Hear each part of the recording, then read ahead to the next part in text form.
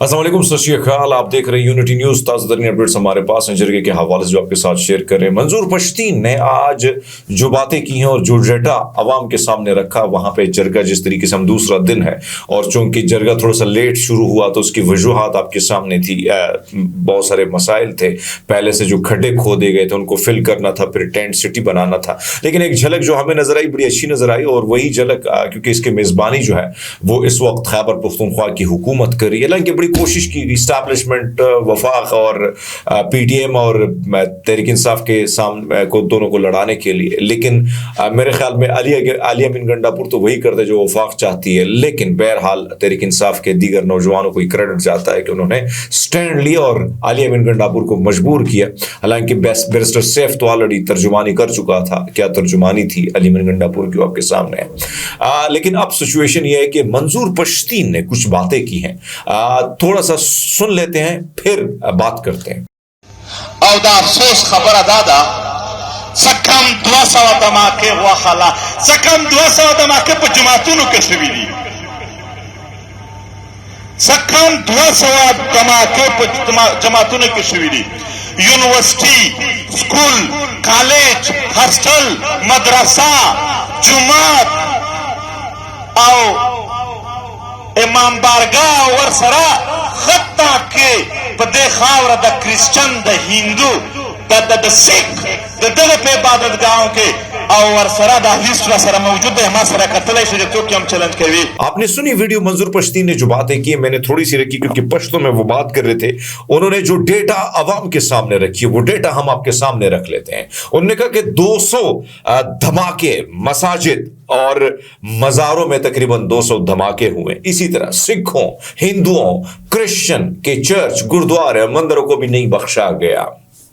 منظور پشتین نے جو دھماکوں کی تفصیلات تھی وہ جرگے کے سامنے رکھی، اور ان کی جو تفصیلات وہ ہم آپ کے سامنے گئے ایک ایک کر کے ہم آپ کے سامنے رکھتے ہیں۔ جو اپڈیٹس ہیں قومی جرگہ کے وہ یہ ہیں کہ آج کی تاریخ کے مطابق پشتون سرزمین پر 9237 بڑے دھماکے ہوئے۔ آج ڈیٹا کے مطابق یعنی جو ڈیٹا رکھی گئی اس کے مطابق 200 دھماکے جو ہے مساجدوں پر ہوئے۔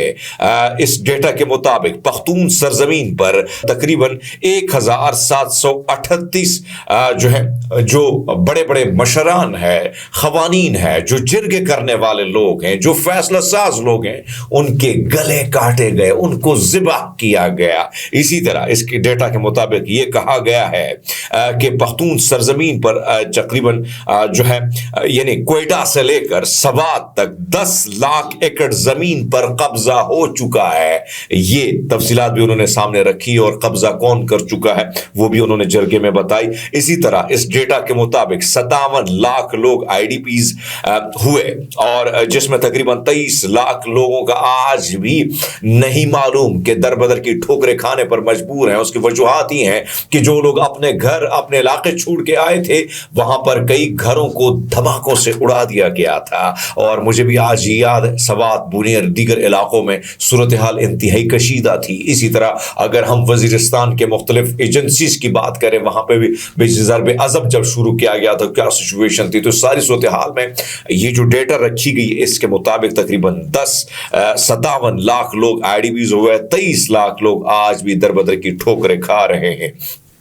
پورے فاٹا میں 1000 مساجد اور مدرسے شہید کیے گئے۔ 2,17,000 سے زیادہ پشتونوں کے شناختی کارڈ بلاک کیے گئے۔ یعنی اندازہ لگا لے اتنی ساری قربانیاں دینے کے باوجود یہی کام رہ گیا تھا کہ ان کے کارڈ بھی بلاک کیے جائے۔ اور یہی نہیں، ابھی تک بھی محسن نقوی صاحب یہی کہا کرتے تھے کہ بھائی صاحب جو جرگے میں شرکت کرے گا ان کے کارڈ ہم بلاک کر دیں گے۔ یعنی اتنی ساری قربانیاں، اتنی سارے کے لوگوں کو در بدر کی ٹھوکریں کھانے پر مجبور کر دیا، لیکن پھر بھی ہم باز نہیں آئے۔ ہم نے جرگے کو روکنے کے لیے تمام تر کوششیں کی، پھر جنہوں نے شرکت کرنے کی کوشش کی ان کے کارڈ بلاک کرنے کی جو ہے ہم نے دھمکیاں دی تھی۔ آج کا یہ ڈیٹا بڑا اہم ہے، اور مزید جرگے کے حوالے سے جو اپڈیٹس آتی ہے وہ بھی ہم آپ کے سامنے رکھیں گے۔ مجھے دیجیے گا اجازت، اللہ حافظ۔